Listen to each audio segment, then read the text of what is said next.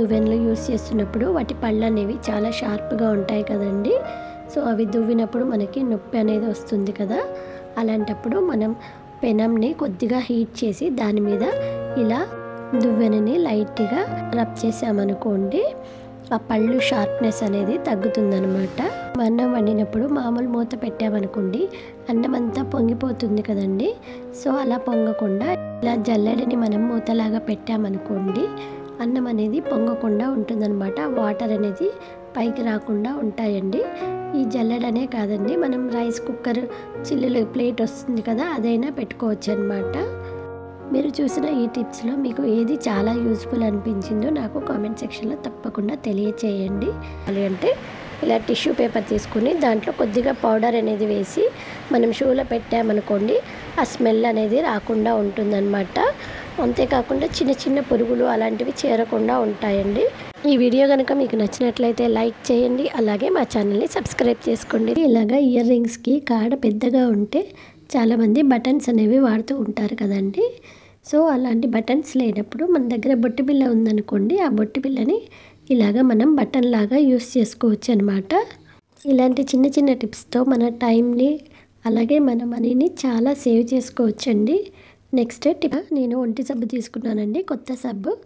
దీనిని నేను తురుముతున్నాను అనమాట.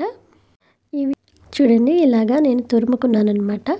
ఇప్పుడు దీన్ని ఖాళీ అయిన ట్యాబ్లెట్ డబ్బాలు ఉంటాయి కదండి, చిన్న చిన్నవి, దాంట్లో వేసుకుంటున్నాను అనమాట. మనం హ్యాండ్ బ్యాగ్లో పెట్టుకున్నాం అనుకోండి, ఎటైనా బయట ఊళ్ళకి వెళ్ళినప్పుడు దీన్ని కనుక క్యారీ చేసుకున్నాం అనుకోండి, మనకి హ్యాండ్ వాష్కి చాలా బాగా యూజ్ అవుతుందండి. సబ్బు మొత్తం తీసుకెళ్ళి హ్యాండ్ వాష్ చేసుకున్న తర్వాత మళ్ళీ అత్తడిది పెట్టుకోవడం చాలా ఇబ్బందిగా ఉంటుంది కదండి. ఈ ఐడియా కూడా మీకు ఉపయోగపడుతుందని అనుకుంటున్నానండి. వీడియో కనుక నచ్చితే ప్లీజ్ లైక్ చేయండి. పొయ్యి మీద పాలు కానీ అన్నం కానీ వండుతున్నప్పుడు అవన్నీ పొంగిపోయి మొత్తం పొయ్యి కింద అంతా పడుతుంది కదండి, అది క్లీన్ చేసుకోవడానికి చాలా ఇబ్బందిగా ఉంటుంది కదా. సో అలా కాకుండా మనం వంట మొదలు పెట్టే ముందు ఇలాగా బర్నర్ కింద 2 ప్లేట్స్ పెట్టుకున్నాం అనుకోండి, మనకి అది పొంగిపోయినా కూడా కింద ప్లేట్లోనే పడుతుంది కాబట్టి మనకి క్లీన్ చేసుకోవడం కూడా చాలా ఈజీగా ఉంటుందండి. ఈ టిప్ కనుక మీకు నచ్చితే ప్లీజ్ లైక్ చేయండి. మనం సరుకులు అనేవి తెచ్చుకున్నప్పుడు 3 కేజీలు 5 కేజీలు కొంచెం ఎక్కువ సరుకులు తెచ్చుకున్నప్పుడు ఇలాంటి కవర్స్ అనేవి వస్తూ ఉంటాయి కదండి. దీనిని చక్కగా రీయూస్ చేసుకోవచ్చండి. చూడండి, ఇక్కడ నేను వీడియోలో చూపిస్తున్నట్టుగా ఇలా మనం కట్ చేసుకోవాలన్నమాట. చూసారా, హ్యాండిల్స్ లాగా వచ్చింది. దీనిని మనం ఏదైనా సరుకులు వేసుకొని క్యారీ చేసుకోవడానికి క్యారీ బ్యాగ్ లాగా కూడా యూస్ చేసుకోవచ్చు అనమాట.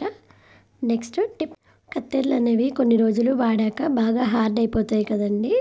సో అలాంటప్పుడు మనకి ఇంట్లో వ్యాజిలైన్ ఉంటుంది కదా, ఈ వ్యాజిలైన్ని కొద్దిగా తీసుకొని కత్తెరకి ఇలా 2 సైడ్స్ మనం అప్లై చేసుకోవాలన్నమాట.